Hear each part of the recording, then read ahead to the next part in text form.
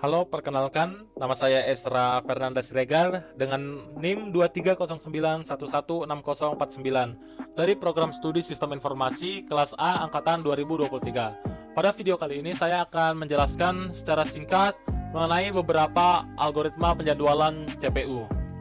Kita akan langsung saja masuk ke algoritma penjadwalan yang pertama.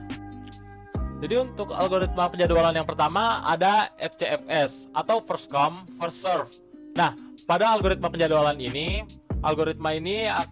merupakan algoritma yang paling sederhana yang bekerja menjalankan proses pertama yang datang pertama kali. Nah, untuk ilustrasinya kita bisa lihat seperti gambar yang tertera. Misalnya di sini ada sebuah warteg dan ada 3 orang pelanggan.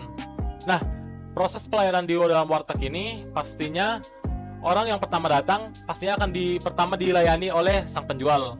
Dalam hal ini untuk perempuan ini yang berada di antrian paling depan, dia akan memesan terlebih dahulu, akan menjalankan prosesnya. Kemudian setelah selesai akan lanjut ke orang di belakangnya, ke antrian di belakangnya. Kemudian setelah antrian kedua atau proses kedua selesai, akan lanjut ke proses berikutnya, orang nomor 3. Nah, jadi di dalam algoritma ini secara mudahnya siapa yang duluan datang, proses mana yang ada pada antrian pertama, dia yang akan pertama kali diproses dalam algoritma ini. Kemudian untuk algoritma yang kedua ada algoritma SJF atau Shorted Job First. Nah, untuk algoritma Shorted Job First ini algoritma yang meminimalkan waktu pemrosesan, di mana proses yang memiliki waktu eksekusi paling cepat akan dieksekusi terlebih dahulu, sedangkan proses yang memiliki waktu eksekusi paling lama nantinya akan diproses paling terakhir. Untuk mempermudah pengertiannya, kita akan masuk ke ilustrasi, di mana di sini ada sebuah toko roti ya, dengan orderan online-nya. Nah, pada orderan online ini terdapat 3 orderan, yang dimana orderan pertama meminta 1 roti. Kemudian untuk orderan kedua meminta 4 roti, dan orderan ketiga meminta 3 roti. Sesuai dengan konsep SJF, yang dimana yang memiliki durasi eksekusi tercepat, dia yang akan duluan diproses. Dalam hal ini, jika kita membutuhkan 1 roti, pasti hanya membutuhkan waktu yang cepat saja, waktu yang lebih cepat dari yang lainnya. Maka dari itu, 1 roti akan menjadi antrian pertama, kemudian diikuti dengan order ketiga dengan 3 roti, dan order kedua dengan 4 roti, karena 3 roti lebih cepat diproses daripada 4 buah roti. Kira-kira seperti itu. Kemudian untuk algoritma pemrosesan yang ketiga ada round robin, yang dimana algoritma round robin ini sedikit mirip ya dengan FCFS. Hanya saja pada algoritma round robin ini diterapkan sebuah parameter atau pembatas yang membatasi waktu proses atau menjatah waktu yang didapatkan setiap proses untuk menjalankan eksekusi prosesnya. Kita masuk ke ilustrasinya saja. Misalnya di sini ada telepon umum dan ada 3 buah proses yang mengantri 3 orang. Jadi misalnya orang pertama membutuhkan waktu 1 menit, kemudian orang kedua membutuhkan waktu 1 menit 30 detik, dan orang ketiga ya sekitar 40 detik saja. Dan untuk pembatasannya, penggunaan telepon umum ini hanya 1 menit saja. Jadi saat orang pertama masuk dan waktu 1 menit berakhir, yang dimana juga waktu eksekusi yang dibutuhkan, dinyatakan orang pertama ini selesai melakukan prosesnya. Kemudian saat masuk orang kedua yang memiliki durasi eksekusi 1 menit 30 detik, saat dia masuk ke dalam telepon umum ini, dia hanya memiliki waktu 1 menit, yang dimana masih tersisa 30 detik ya dari waktu yang dia butuhkan. Maka dari itu dia harus keluar terlebih dahulu dan membiarkan antrian yang ada di belakangnya untuk masuk menjalankan prosesnya, dan dia masuk ke antrian yang paling belakang. Kemudian setelah itu, setelah abang-abang berbaju biru ini menyelesaikan prosesnya dan selesai, akan masuk lagi perempuan dengan rok warna hijau ini untuk menyelesaikan prosesnya yang kurang 30 detik tadi. Jadi kira-kira seperti itu untuk ilustrasi dari round robin. Kemudian untuk algoritma penjadwalan keempat ada deadlock, yang dimana deadlock ini merupakan algoritma yang digunakan untuk mengatasi terjadinya deadlock dalam sistem yang terjadi ketika dua atau lebih proses saling menunggu untuk menggunakan sumber daya yang dikunci oleh proses lain atau digunakan oleh proses lain. Kita masuk saja ke ilustrasinya untuk mempermudah. Jadi misalnya di sini ada jalan tol. Nah, pada jalan tol ini terdapat 3 buah mobil. Nah, jikalau di jalan tol itu untuk mendahului mobil lain, pengemudi dari sebuah mobil harus berada di jalur kanan. Nah, di sini itu semuanya berada di jalur kanan. Misalnya mobil kedua ingin mendahului mobil pertama. Nah, mobil pertama di sini dia tidak ingin didahului, dia tetap berkeras pada jalurnya yang membuat mobil kedua tidak bisa mendahuluinya. Atau bisa juga kita ilustrasikan mobil ketiga di sini dia ingin mendahului mobil kedua dan mobil pertama. Tetapi di sini mobil pertama dan mobil kedua tidak memberikan jalur, yaitu pindah ke kiri lah, pindah ke jalur kiri untuk berpindah dan membiarkan mobil ketiga lewat mendahului. Nah, pada ilustrasi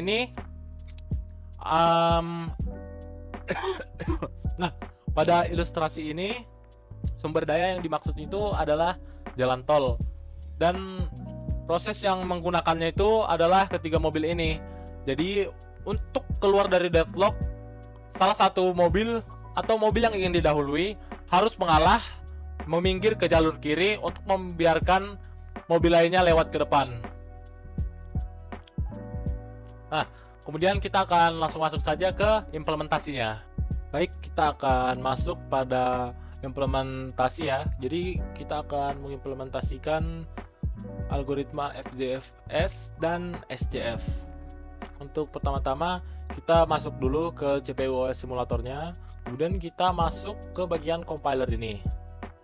Nah, untuk memulai kita ketikkan dulu sebuah program, kita deklarasikan nama programnya misalnya looping.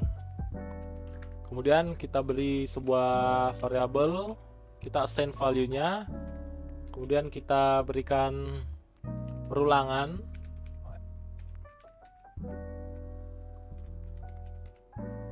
hingga range-nya ya, dari 0 hingga ke 9, dan kita berikan perulangannya. Kemudian kita next untuk dia lanjut jika sudah selesai, dan kita akhiri dengan end. Setelah itu kita masuk ke compile di bawah sini dan kita klik compile. Nah, di sini proses compile ini akan mengkonversi kode yang kita tulis tadi menjadi bahasa assembly atau bahasa komputer. Kemudian kita klik run. Nah, di sini dia akan menjalankan prosesnya. Untuk mempercepat penjalanan dari prosesnya ini, kita turun ke bawah sini dan slider di sini kita naikkan menjadi paling atas. Nah, di sini sudah selesai ya. Oke. Kemudian kita akan masuk ke bagian OS simulator. Nah, di OS simulator ini kita sudah ada tadi program yang kita buat di bawah sini. Kita akan coba masukkan sebuah proses, misalnya dengan proses name-nya P1. Kemudian untuk priority-nya kita set di 1, dan untuk delay time-nya kita tidak usah tambahkan. Kemudian kita create new process. Setelah itu untuk P2 kita tetap saja priority-nya 1, hanya saja delay prosesnya kita centang dan kita masukkan nilai 2. Setelah itu kita create new process. Kemudian untuk P3 kita kembali priority-nya 1, hanya saja untuk delay time-nya di sini kita tidak centang. Baik, kita masuk ke P3 yang dimana di sini priority-nya kita buat jadi 2 dan delay time-nya tidak kita centang, jadi kita langsung saja create new process. Baik, untuk menjalankan algoritmanya kita ke bagian sini OS control, dan kita klik start. Nah, di sini di bagian yang biru ini merupakan antrian yang nantinya akan diproses setelah running proses di sini sudah selesai ya. Jadi seperti yang tadi P1 dieksekusi pertama karena dia memiliki priority 1 dan tidak memiliki delay time. Sedangkan untuk di antriannya yang berikutnya itu ada nomor 3 atau P3. Kenapa di sini P3? Meskipun priority-nya 2, karena di sini dia tidak mencantumkan delay time. Yang dimana nomor 2 ini mencantumkan delay time. Maka dari itu nomor 2 akan dieksekusi setelah delay time-nya tadi memenuhi syarat untuk menjalankan. Di sini kita coba percepat saja prosesnya. Di sini 3 sudah terproses, kemudian 2 akan naik nantinya. Setelah 3 diproses. Di sini 2 naik. Dan kita tunggu selesai, kita bisa cek di view dan kita view log. Nah, di sini akan terlihat yang dieksekusi pertama kali P1, kemudian P3, dan yang terakhir P2, sama seperti hasil runningnya. Nah, kemudian untuk algoritma berikutnya yang akan kita implementasikan itu algoritma SJF, Sorted Job First. Jadi di bagian polysys ini kita pilih ke SJF. Nah, kemudian untuk programnya masih sama. Untuk kita masuk ke prosesnya, proses name-nya kita biarkan saja P1, priority-nya kita biarkan D2. Untuk delay time-nya kita biarkan saja. Kemudian kita create new process. Setelah itu untuk P2-nya kita berikan priority 4. Kemudian delay prosesnya kita nyalakan dan kita berikan delay time 2. Setelah itu kita create new process. Setelah itu untuk P3-nya priority-nya kita berikan 1 dan delay time-nya kita centang dan kita berikan nilai 1. Dan kita create new process. Nah, kemudian kita akan jalankan lagi programnya dengan klik start. Nah, di sini satu lagi yang kembali dieksekusi meskipun priority-nya dia 2. Tetapi karena 1 memiliki waktu eksekusi yang lebih pendek ya daripada 2 proses di bawahnya yang sedang dalam antrian ini. Maka dari itu dia yang pertama. Kemudian untuk nomor 3 di sini dia meskipun dia dieksekusi karena priority-nya lebih kecil daripada priority yang nomor 2 serta delay time-nya juga lebih kecil ya daripada yang P2. Nah, untuk P2 sendiri di sini yang paling lama karena selain dia delay time-nya 2, priority-nya juga dia dibikin di 4. Jadi kita percepat saja. Nanti hasilnya yang akan keluar yaitu P1, P3 dan P2. Kita tunggu sebentar. Kita masuk ke view dan setelah prosesnya nanti selesai, kita masuk ke view log. Kita scroll. Nah, di sini yang dieksekusi pertama P1, kemudian lanjut ke P3 dan yang terakhir P2. Baik, kita masuk ke implementasi yang ketiga yaitu implementasi deadlock. Nah, untuk implementasi deadlock ini kita pertama-tama masuk ke compiler. Ini kita hapus saja dan kita ketikkan script yang ada seperti pada layar ini. Program P1, kemudian resource-nya 1 dan kita allocate. Kemudian waitingnya 3, resource-nya kita berikan lagi setelah waiting time yaitu 2. Kemudian kita berikan looping for n sama dengan 1 hingga 20.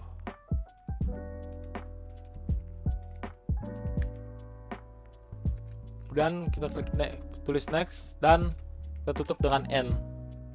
Kemudian di sini kita compile kodenya dan kita load in memory untuk nantinya kita masukkan ke OS simulator. Kemudian kita masuk ke compiler lagi, kita ubah menjadi P2.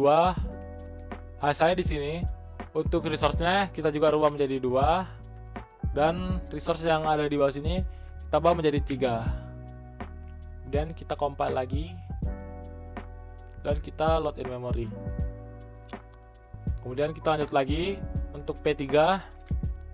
Sini resource-nya kita berikan 3.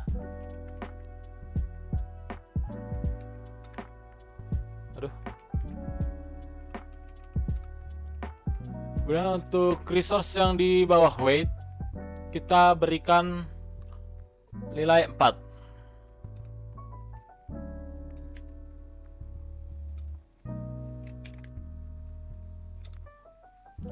Setelah itu kita compile lagi dan kita load in memory. Sekali lagi kita masuk ke compiler, kita masuk ke program 4, resource ya yang di atas kita berikan menjadi 4. Kemudian untuk resource yang di bawah setelah weight ini kita tetapkan 1 saja. Itu kita compile dan kita load in memory. Setelah itu kita masuk ke OS simulatornya, dan di sini kita pilih di dalam program ini kita create new process. Kemudian lanjut ke P2-nya, kita create new process juga, hingga seterusnya ke P3 sampai pada akhirnya di P4. Nah, untuk memantau proses tadi berjalannya deadlock, kita langsung saja kita putar ya, kita start, kemudian kita pilih view resource. Nah, di sini dia sedang menjalankannya. Kita coba saja kita percepat.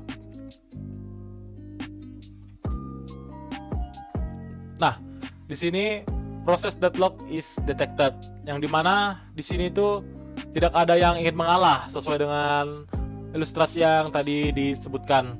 Jadi untuk kembali menjalankan program tadi seperti tadi, sebuah mobil harus mengalah untuk membiarkan mobil di belakangnya mendahuluinya. Dalam hal ini kita harus rilis sebuah proses, salah satu prosesnya. Misalnya kita rilis R1. Maka nantinya semua prosesnya akan kembali berjalan seperti semula. Kita tunggu.